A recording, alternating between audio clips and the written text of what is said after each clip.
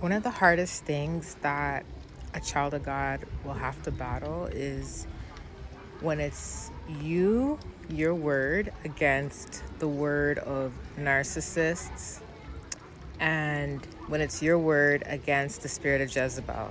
That's one of the hardest things you're going to have to go through, because when you're dealing with people like that, just like the spirit of Jezebel was very convincing. She did everything similar to what the prophets of God did. She fasted, she had a bare face, like she did everything similar.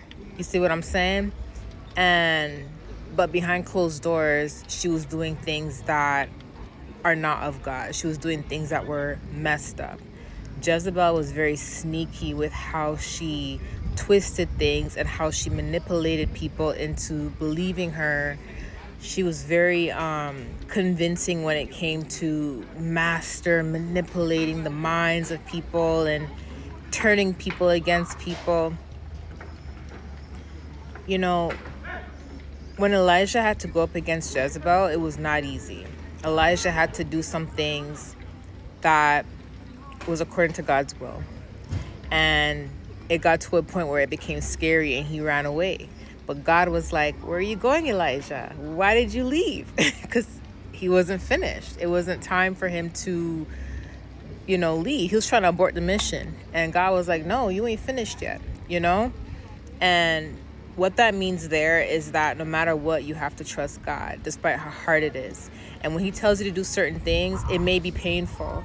People may come up against you. People may call you a liar. They may call you false. They may, they'll say things to discourage you. But at the end of the day, you have to remember which God you serve.